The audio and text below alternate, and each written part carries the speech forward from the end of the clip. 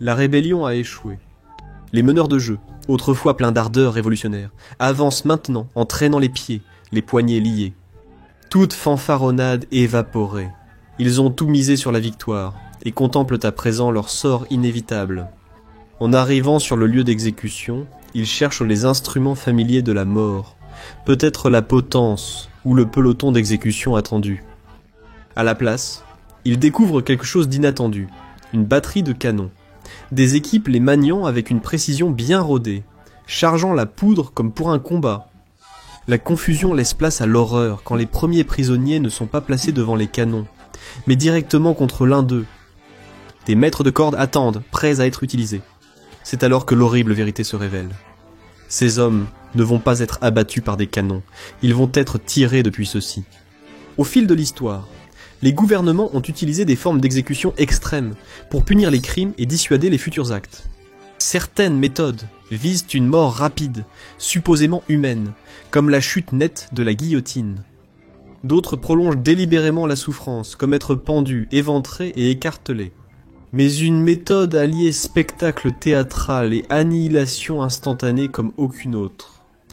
Être tiré depuis un canon est d'une brutalité simple.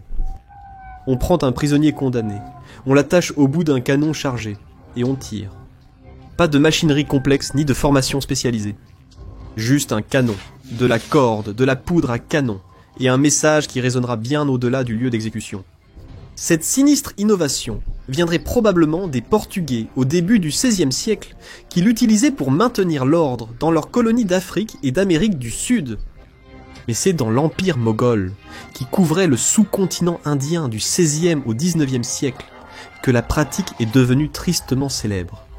Les chefs rebelles, les insurgés et les criminels politiques en étaient les principales cibles, quiconque défiait l'autorité impériale. Les puissances voisines ont développé leurs propres variantes. Le royaume de Mysore et l'empire marathe ont utilisé une alternative encore plus cauchemardesque, attacher les condamnés à plusieurs roquettes d'artillerie avant de les lancer. La victime était ainsi brûlée vive et démembrée en même temps. Son corps, comme l'a décrit un témoin, affreusement mutilé alors qu'il tourbillonnait dans les airs. Lorsque l'influence britannique s'est étendue en Inde et en Asie centrale, elle a trouvé là une tactique de terreur toute prête. La Compagnie des Indes orientales, qui peinait à contrôler de vastes territoires avec peu de main-d'œuvre, a adopté la pratique. Particulièrement après la révolte des Sipahs, lorsque les soldats mutinés ayant servi la compagnie furent ainsi punis de façon explosive. Des témoignages suggèrent que les rebelles ripostèrent, infligeant le même sort aux soldats britanniques capturés. Nulle part cette méthode ne fut adoptée avec autant d'enthousiasme qu'en Afghanistan. Alors que d'autres pays réservaient généralement cette exécution aux crimes militaires, mutinerie, espionnage, sédition, les souverains afghans l'appliquaient plus largement. Les rebelles y faisaient face, bien sûr, mais aussi les meurtriers, voleurs, maîtres chanteurs, et quiconque s'attirait la colère du souverain. Dans une région où le pouvoir central était au mieux fragile, le caractère spectaculaire de ces exécutions transmettait un message sans équivoque sur les conséquences de la défiance.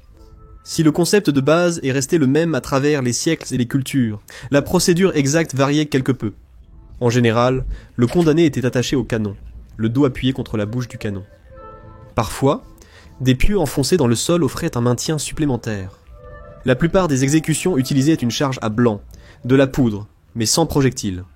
La mort était instantanée, provoquée par la force explosive dirigée contre la colonne vertébrale et les organes internes.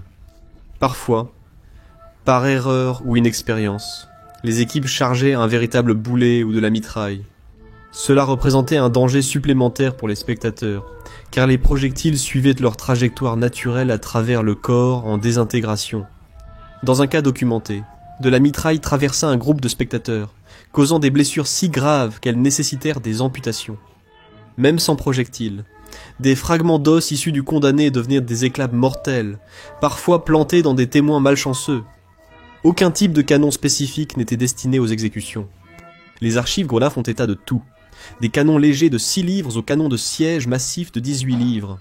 Les bourreaux utilisaient simplement l'artillerie disponible. Aucun canon n'a été conçu spécifiquement pour les exécutions. Les résultats étaient catastrophiques pour le corps humain.